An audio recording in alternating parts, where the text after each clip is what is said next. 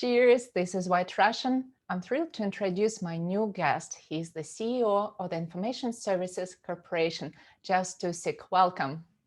Good to be here. Yeah, so glad to see you today. And my first question is this. You grew up in Regina, Saskatchewan.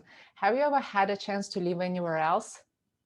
Well, I did a little bit. I predominantly have lived in Regina for my 51 years of life. I did spend a little time in Toronto as a student. I was on a work term there, and then a little bit of time in Calgary, 8 months, also as a student. But I've really lived in Regina, Saskatchewan my whole life.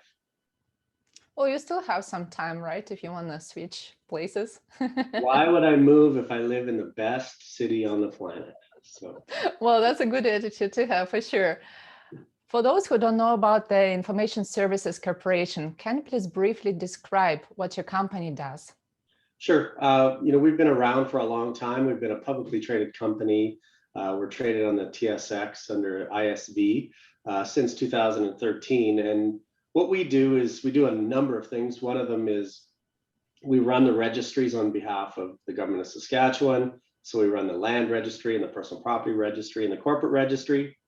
We have a long-term contract with the government of Saskatchewan to do that.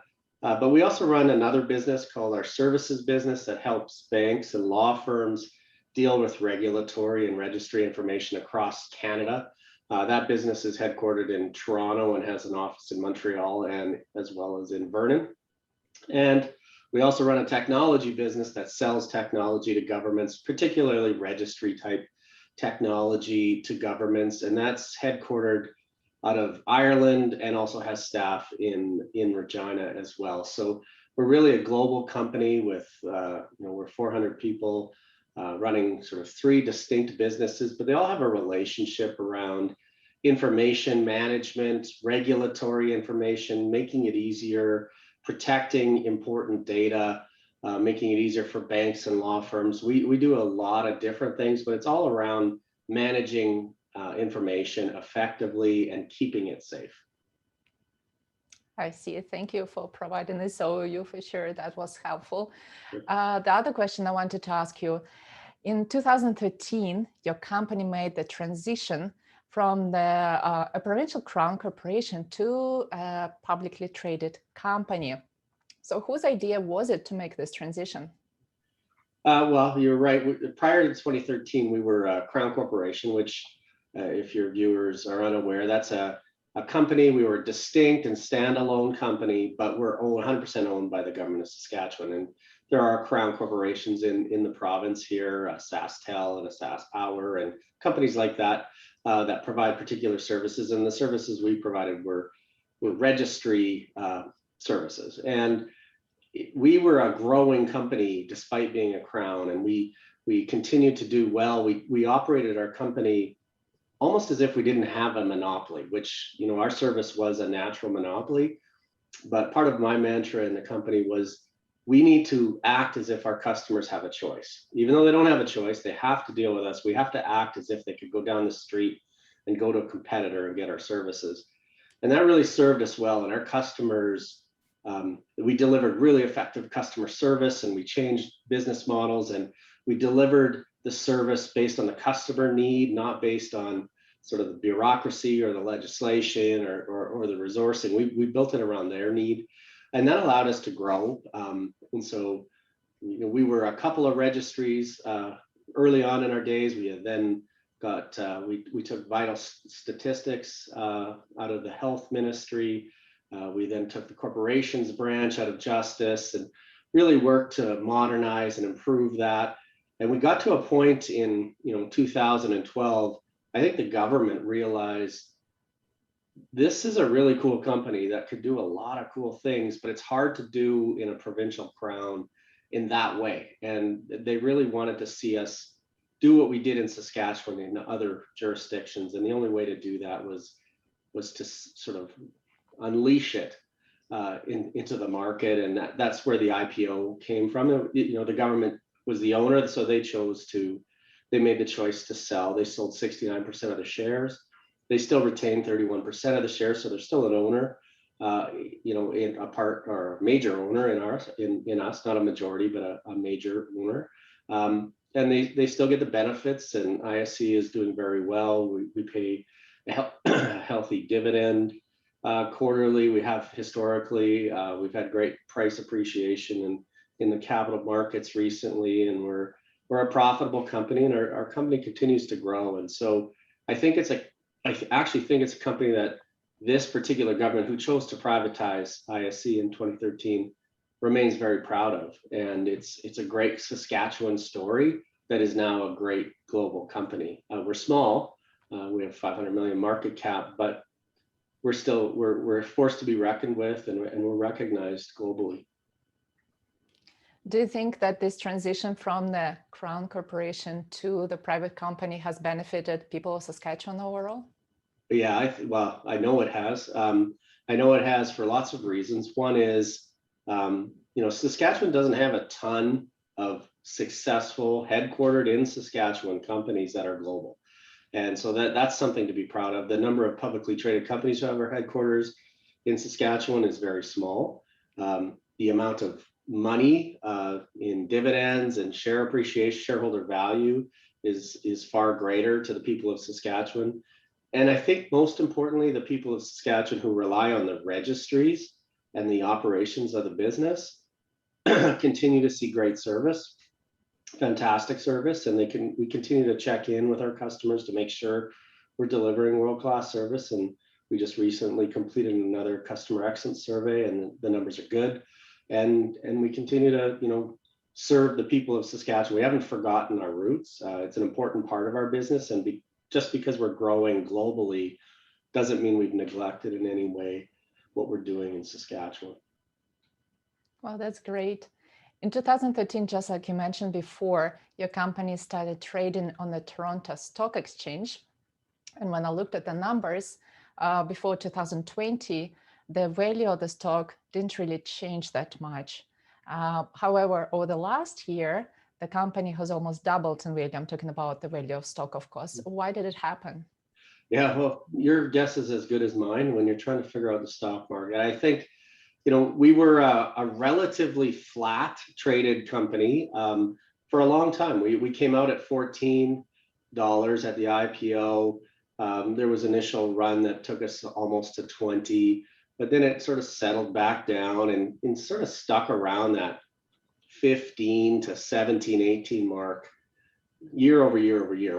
What's not lost on any investor is we've been a consistent dividend payer. So if you were a shareholder in ISC at $14 when you bought in, you continue to see about a 5% dividend, 80 cents annually, a dividend. So there was some natural sort of price or value appreciation for a shareholder, because the dividend has been a regular, consistent paying situation. We've exceeded the TSX, like the index, over the years for total shareholder value. And so despite being flat, we were able to sort of keep up. What's happened since 2020, again, it's hard to put a finger exactly on why. I think it's a number of things. One is 2020 was a difficult year globally for so many companies, and our business isn't a natural pandemic beater like Netflix or those businesses that took off because of pandemic, or Amazon or whatever. But we have a strong, resilient business, and as other organizations and other sectors really struggled and took hits on their revenue line, our business continued to stay strong. Part of that is all the work we've done in the background to make sure our customers remain ecstatic, and our new customers in our services business, we continue to grow those. And so we have a really healthy business, and strong, healthy businesses had extra attention through COVID, because a lot of businesses were struggling. And I think investors were saying, why wouldn't I put some of my investment into a company like ISC that has strength and resiliency?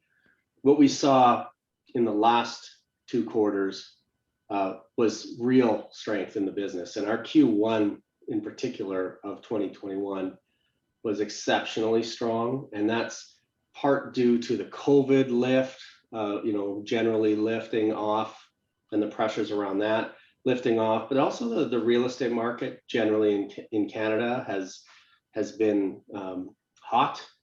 And as a registry operator, that has a reflection on our business. And I think it's multi-factored. I also think investors are starting to understand the real value in ISC, which is we're a strong, stable business with a strong free cash flow, with a predictable business and something that people can count on. And I think coming out of a pandemic, that's not unimportant. And I think for all of us, even as personal investors, knowing that this investment is safe. It's not perfectly safe. No investment is, but it is a good sort of safe place to invest. Well, I regret not investing in your company a couple of years ago. Now it seems like it's too late. Never too late. Never too late. It's never too late.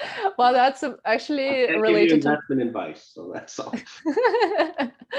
And that's related to my next question. What's your vision for the Information Services Corporation? How do you see your company in 10, 15 years? Yeah, that's a great question. I get asked that a lot.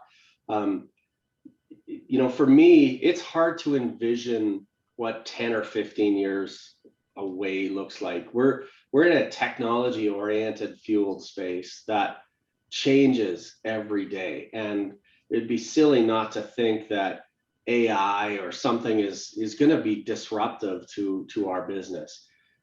I choose to sort of operate the business on more leadership principles, and that guides me to sort of how I sort of lead the business and where I see it going. And the leadership principles are pretty simple. We've got to make sure our business continues to be built around what the customer needs.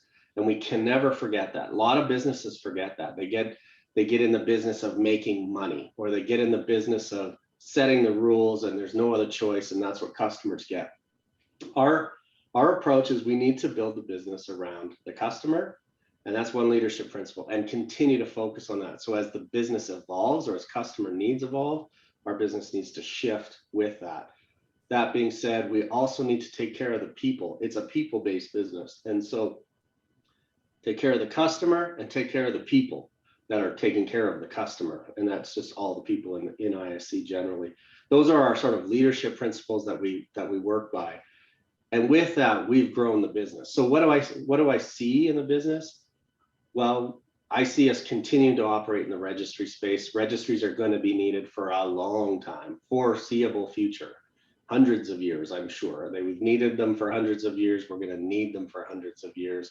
The fact that there's a source of truth on property ownership is critical. It's critical to borrowing. It's critical to the economy. Having a registration of businesses that are operating in your jurisdiction remains critical. An ability to loan money against movable assets, so our personal property registry, will remain critical. So we want to continue operating the registries and transforming the registries to whatever the sort of future looks like. That could look like blockchain. That could look like changing the interfaces. There's a number of places it could go. Our services business is primarily focused in Canada. If you said, what does our business look like 5 years from now? I'd say that services business probably, continues to grow in Canada, but we'll probably look to take that sort of knowledge and expertise outside of the borders of Canada. And then our technology business that is already global will continue to sort of set the pace. And we do a lot of cool things in that business. It's not just selling corporate registry. You and I have talked in the past about, we announced something at the end of 2019. Yeah, 2019, I'm losing my track of my dates. We won a really important contract with the Irish Aviation Authority to be their aircraft safety management system, as well as their pilot medical record management system. And so we're in the middle of implementation in the Irish Aviation Authority, and that's a sort of not an off-ramp, but a slight deviation from selling corporate registry software. But we took all those things we knew about registering businesses and say, well, could we take that idea and register planes and manage sort of the data fields around that? And we think that's going to transform, that has the potential to transform the airline industry, where aircraft maintenance inspectors who used to be very paper-based, and then, you know, planes would be grounded while the paper went through the system, got updated into a mainframe, and the certificate eventually got issued. We're going to have, their Irish Aviation Authority is going to have pilots who will have an iPad or a mobile tablet and just be able to record everything and almost issue the certification like on the spot, and the plane won't be grounded for days or weeks waiting for the paperwork to go through. And I think once the airline industry kind of gets back on its feet, it's struggling obviously with COVID. This is going to be a game changer. And I think this type of thinking and technology, you know, there'll be a big demand for that. And so we're heads down to sort of install and get the Irish Aviation Authority as a customer up and running and perfectly happy and got the system the way they want it. But our intent as well is to sort of take that then to other aviation authority. Every country has an aviation authority, and we can see us growing that technology business. So I think there's lots of places that ISC is going to continue to grow. I don't have a perfect roadmap of what 5 years from now looks like, but I might be suspect of CEOs that do have a perfect roadmap of what 5 years from now looks like. Cool.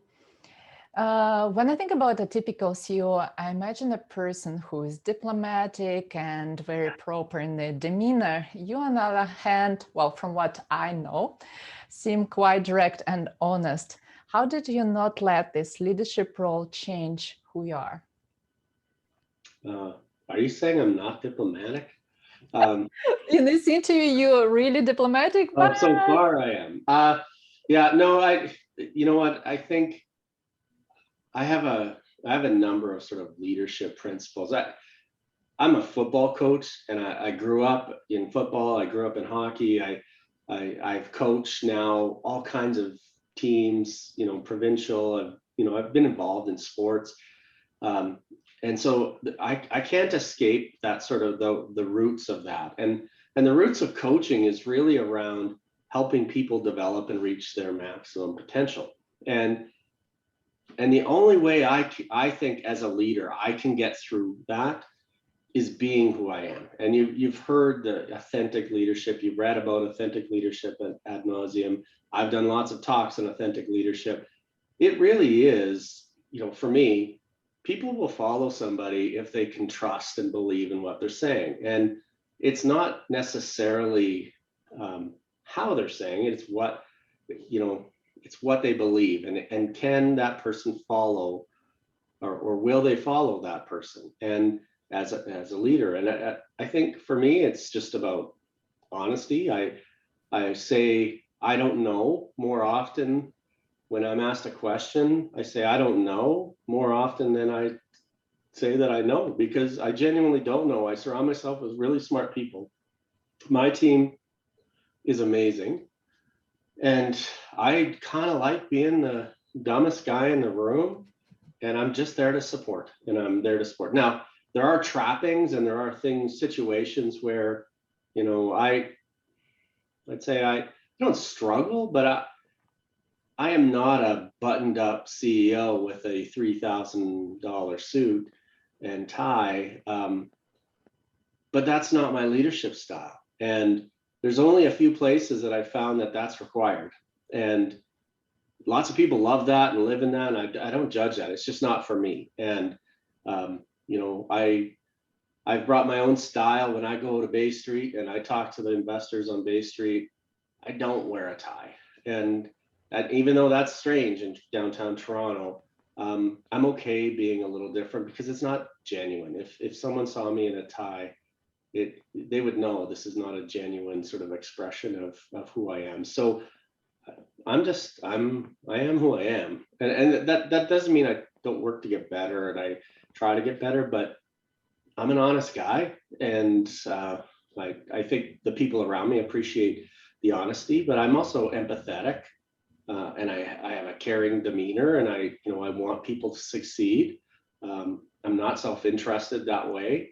So that's how I've had success as a football coach too, that a player will want to play for you as a coach if he thinks you have his best interests in mind. And I do. I absolutely do have every player's best interest in mind, just like I have every employee's best interest in mind. That's just like I have every one of my friends or people in my circle, their best interest in mind. And that's the approach I take. So I am, I guess, non-traditional, but I think you'd find now that successful CEOs aren't all cut from the same cloth. They all sort of do great things. A friend of mine who's the CEO of Connexus, which is, a really large credit union in Regina here and across province. And he has a similar style that he is who he is. And people sort of are attracted to his leadership style because he's honest and genuine and he doesn't put on airs and he's not there in a false pretense at all. And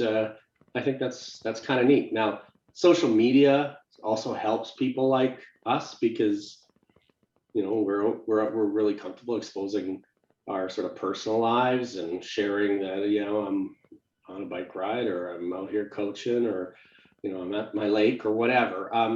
Where, others more traditional, I'll say CEOs would be really reserved, don't show anything like that. So it's a style that I've had for forever, since I've been in a leadership role in my late 20s. And it stemmed from the fact that it was actually too hard to be multiple personalities simultaneously. And so the example I've talked in large groups about is, as a 25, 28-year-old leader, many years ago, I still was a young guy who liked to go out with my buddies and, have drinks on a Friday night and be a little crazy. But then I had to go to work and put on a suit and tie and be the boss and know everything. And so that was a different sort of mask I had to put on, and it wasn't genuine. And when I really figured it out is after I had kids and, okay, I have this dad persona I have to also have. And it was just so hard to mix and which mask am I wearing today? And I'm like, no, screw it. I'm just me. And that's a good dad, but it's also a good buddy and it's a good leader. And like I said, that some of the strongest words you can say as a leader is, I don't know, I don't know what to do. If someone says, hey, what should we do about this? I don't know is a perfectly acceptable answer, or I'm really frustrated, or you guys are doing great, are all great things to say if those are genuine feelings. And I think more leaders need to be more genuine at every opportunity because it will serve them in the long run because they'll have more followers. That was a long answer to your question. No, it was really interesting to hear from you. The public commonly believes that CEOs are overpaid for what they do. Do you think they deserve their salaries?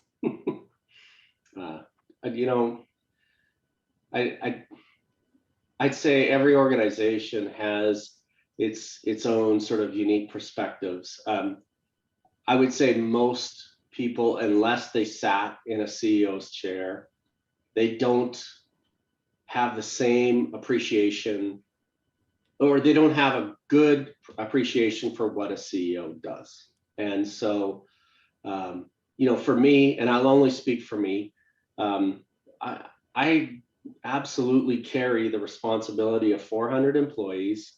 I say I have 400 mortgages, probably 1,600 indirect people who are directly impacted by the decisions and the sort of the weight of the decisions that I have to make.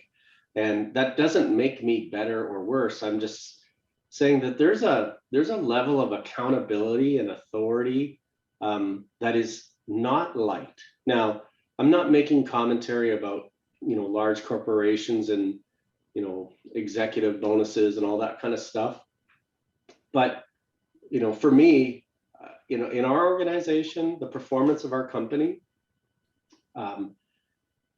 is judged, like my performance is based on the judgment of those who judge the performance of our company. So I couldn't make a general statement about CEOs are overpaid or underpaid.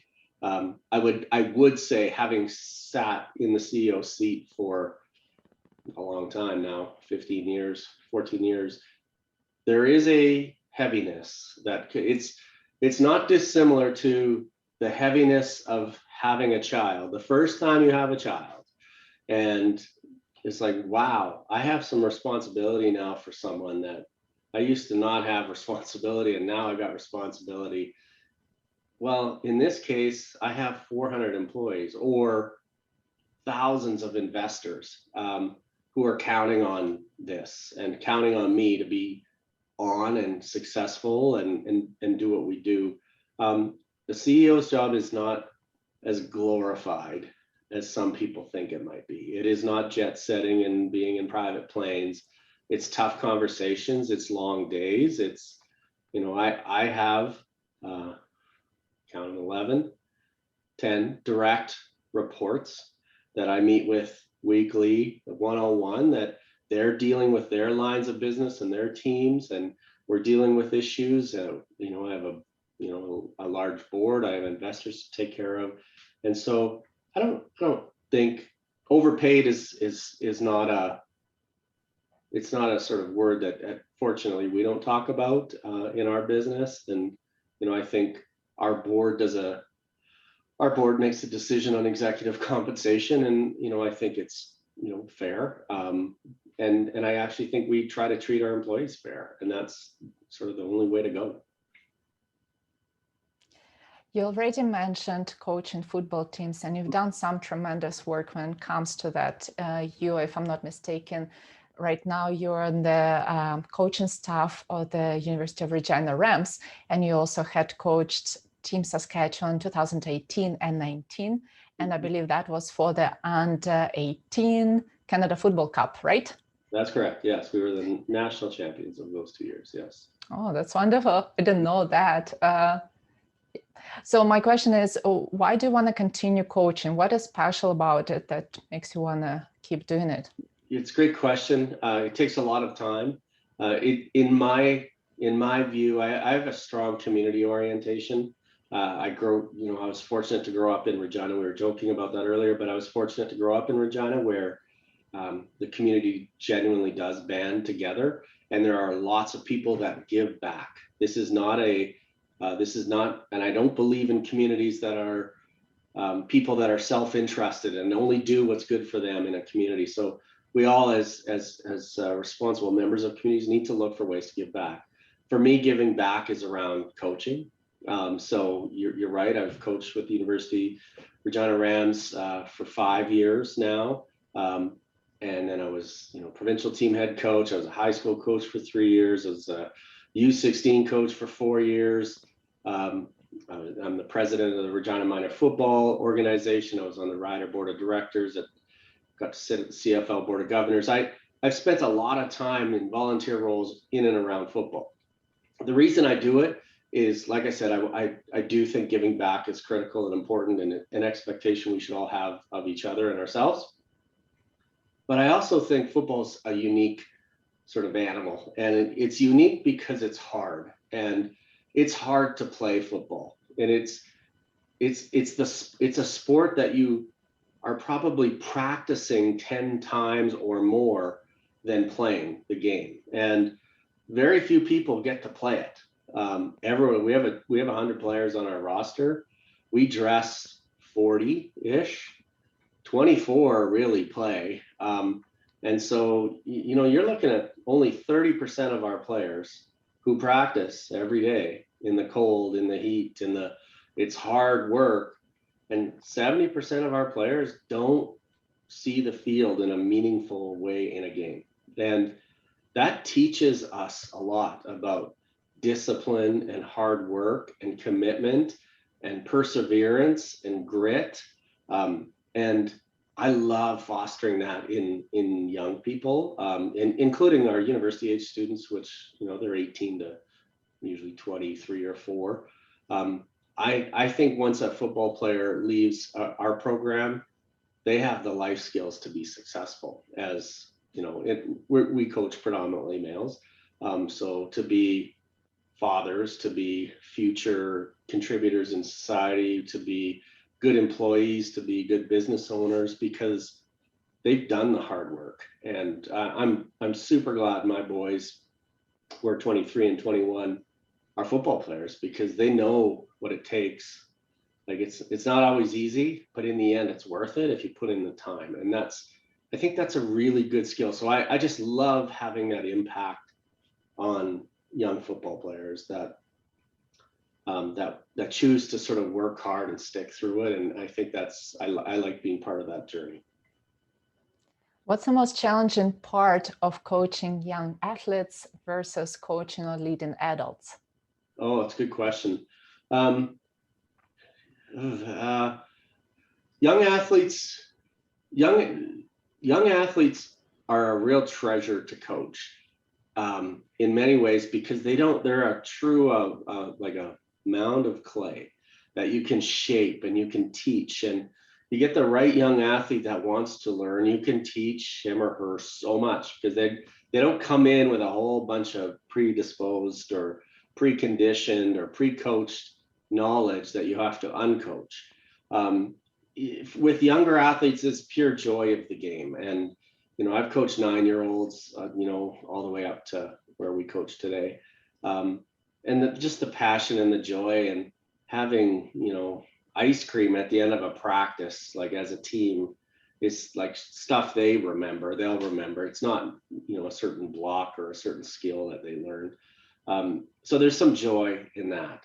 The challenge with younger players, and I don't want to say coaching today like I'm an old man, but the challenge with coaching players today is the involvement of the parents, and the sort of expectation of some parents that a 9 or 10 or 11-year-old, this is his or her path to professional, sports. And so they're heavily involved, and they over expect, what things should be working on, coaches should be working on, or situations. And that's unfortunate, because that'll draw coaches away from the sport, and it'll wreck it. And I've seen that in some sports. Coaching elite athletes is a whole different situation. These players that we coach at the university level, they are literally on the verge of being professional athletes. They're 23, they might have families, they might be, they might be married, they might be, wanting to start their, occupation, but they're still in school. You just have a different bundle of unique challenges. These are players that work hours per day at the craft. At 5 a.m. in the middle of January, we have lifts, and they grind and they work hard. And so that's fun. It's high level. It pushes us to continue to be high level. We're fully integrated with the professional coaches around the country, around North America, and we learn from each other, and we continue to push ourselves, and that's fun. The challenge with it is they're adults, and they come with all the coaching they've had in the previous years, good or bad. And sometimes we spend a lot of time uncoaching stuff, and that's okay. But you also are dealing with adults who have other sort of adult pressures, and the joy of the sport is more around winning and losing. And our measurement unfortunately at the university level is in many ways winning and losing, when I hope there's other measures around getting players graduated and involving in the community and things like that. We measure at the University of Regina Rams, but not every program does. And so, I think coaching elite sports it's an honor and a privilege to do that, but it does have challenges. And for me, when the season is on, I leave work at 5, and I'm right into team meetings at 5, and I usually get home around 11. That night and watch some film, and then I'm back in the office at 6:30 and work all day. And then it's a cycle, and it requires a really supportive spouse, which I have. My wife is awesome and supportive in this, and the fact that my boys are both players, she gets it, and she's supportive and watches them sort of benefit from it, so she knows what we're doing. And so during the season, it's a grind for sure, but it's worth it. It's definitely worth it. Thank you so much, Jeff. Let's move to rapid fire. I'm going to ask you several questions and hopefully you can provide quick responses. That's not in my DNA, Maria. Well, maybe you But can I'll try. do my best. I'll be very short. Jeff Bezos or Bill Gates? Bill Gates. Oh, I thought you would choose Jeff because of the resemblance in name, but okay. Apple or Tesla? Oh, sorry. What was the start of it? Apple or Tesla? Apple for sure. What's the most promising Canadian company at the moment? ISC. For some reason, I'm not surprised. Scott Moore or Brad Wall? That's a tough question, and I want to answer that one long.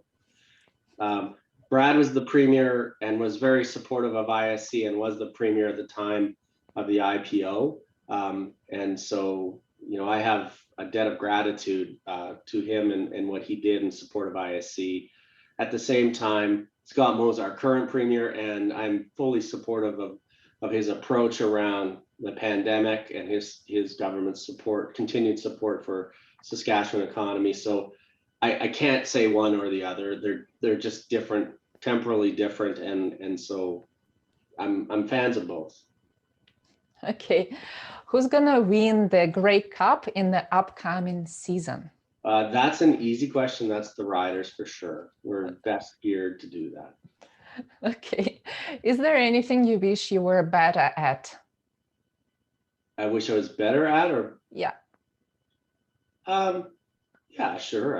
I think I wish I was, I wish I was better at being an articulate speaker. I wish I was better at dressing up and being fashionable and, wearing smart clothes and stuff like that. But it isn't who I am. So, but I wish I was better at that. I wish I could double my calendar size or, expand a day to 48 hours because I seem to run out of hours in a day. But, no, I guess it would be those things. I'm not a natural, I wish I was more extroverted. How about that? I wish I was more comfortable in large group settings where, I don't know a lot of people. I think there's some people that are really great at sort of managing a room, and that's not my skill set, and sort of never has been. I'm in a very strange. I'm an introvert, and that's a strange thing to be an introvert and as a CEO. But I get my strength from within, not externally, and so large gatherings they drain my energy system pretty badly, and I wish I was better at sort of getting energy from others. What's your favorite place to unwind and forget about all worries? Easy question. I have the best place on earth. We have a cottage. We have a cabin out at Madge Lake, which is about 3 hours away from here, and it's a beautiful place. And from my deck, I get to look out on the lake, and we have a boat and a sea-doo. I get to get on the lake, and in the winter I snowmobile out there. When I pull into the park, the 60-foot, 100-foot spruce trees surround us, and everything is kind of left outside on the outskirts of the park, and it's a place I feel it physically when I arrive there, that the heaviness of life sort of dissipates when I get there. So I call it the best place on earth, and it is for me. And so we love being out there, and I genuinely do. Natural talent or hard work? Well, hard work for sure trumps talent. Talent sets the floor. Hard work and character sets the ceiling. And so if you want to achieve greatness, hard work, you need some hard work. And the last one. I'm an example of no talent. I'm a talentless individual. So I work hard. So what's the most important thing in life? Holy cow. Purpose, like knowing why, is the most important. And for me, my why is is family, and sort of that's my why. So I could have said family there, but I think it's different for people. If everyone had their sense of purpose, for now or for the short term or medium term or even long term, I think life becomes a whole lot easier. But that's a hard journey to figure out your purpose. For sure. Jeff, thank you so much for this interview. I really enjoyed our conversation today. Me too. Anytime. That was fun. Okay, take care. Bye. Yeah, see ya. Cheers. This is White Russian. Don't forget to subscribe to my channel and click on like. There'll be many more interesting interviews coming up very soon, so stay tuned.